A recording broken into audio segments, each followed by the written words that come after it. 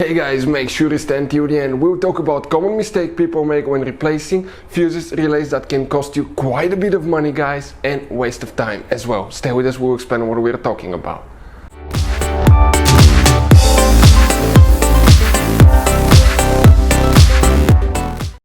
Hey guys, welcome back to Auto Repair, guys. Thank you guys for watching and subscribing to the channel. Today will be super helpful video to any of you having a BMW 5 Series generation E60 E61. This is the 5 Series BMW from year 2003 to year 2010.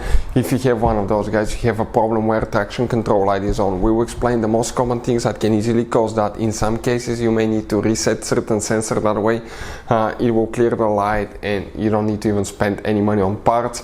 In other cases, we will recommend to always check for fuses. This is the first thing you should do, that way you do not waste money on parts, tools, diagnostics that you don't need. Stay with us, we'll talk about that, where you can buy cheap parts, tools at a good price, quick shipping, that way you do not waste your money, and why it's important to test fuses and relays. All that will be covered absolutely free for your convenience. Make sure to stay until the end.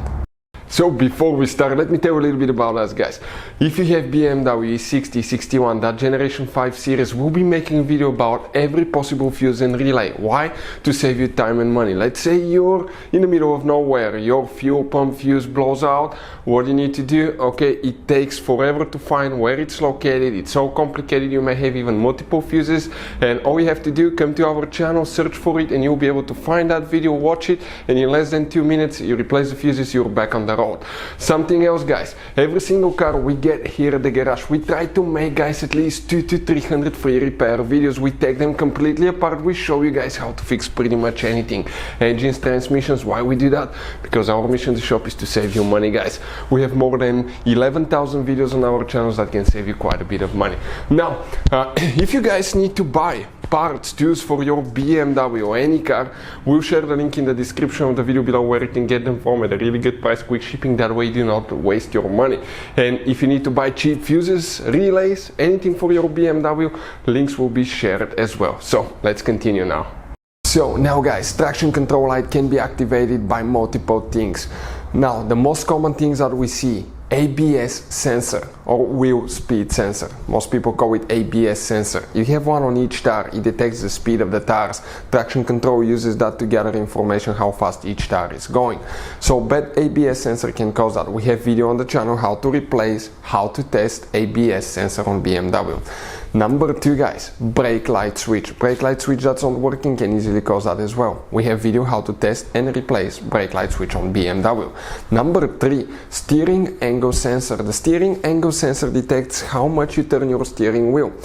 If that sensor doesn't matter, okay, it may not be bad sensor, it may be just a sensor that's not calibrated. Let's say you had front end work done, suspension replaced, even in some cases alignment, or had the steering wheel off, anything like that will require the steering angle sensor reset, even after sometimes battery replacement. So by calibrating, resetting the steering angle sensor, you can clear the traction control light often.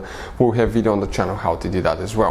But always, guys, check for fuses, okay, that are part of the ABS and traction control system. We will demonstrate on a 2008 BMW 5 Series here, but it should work for the whole generation E60 E61. We will work, guys, in 2 different fuse boxes today. The first one is on the passenger side behind the glove box. Open your glove box. Here you will have that cover on the back side. It attaches, guys, with 2 turning knobs, one on the left, one on the right side. Turn them 90 degrees, pull that cover out. Behind it you will find a fuse box like this one. Before we, guys, continue, let's explain why it's important to test fuses and relays.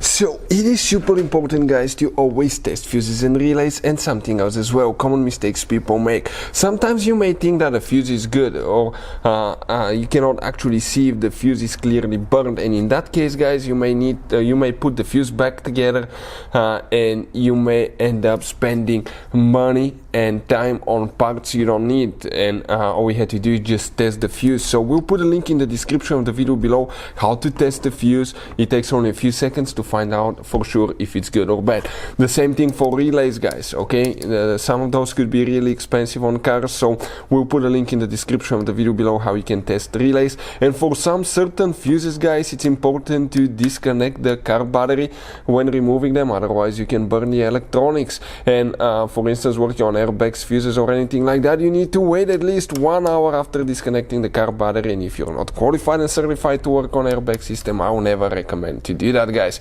But when disconnecting the car battery, guys, okay, common mistake people make, it's important to know which battery terminal you reconnect first. If you do it the wrong way, you can burn electronics modules. How we know about that? We burn before the traction control module on BMW that cost us $2,000, guys. So we'll put a link in the description of the video below which battery terminal to disconnect first. Check it out for your convenience.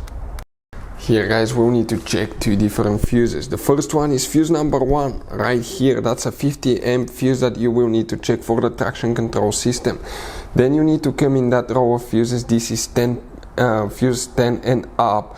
Under every even number fuse you have a number that indicates that fuse number: 10, 12, 14, 16, 18, 20, 22, 24, 25. Fuse number 25 30 amp fuse is the one that you will need to check as well. Then you need to pop the trunk open on your BMW 5 Series right here. Okay, remove that cover, pull it to the side. Underneath it you have a fuse box that looks like this one for the earlier pre-facelifted models. This is for the later facelifted models. Here, guys, you will need to check 2 fuses, and the fuse numbers are listed under each fuse. That makes it really convenient. First one you need to check is fuse number 66 and fuse number 78. You may not have this one. For the facelifted models will be 66 right here and fuse number 78. Hopefully the video will be helpful. Thank you for watching. See you guys next time.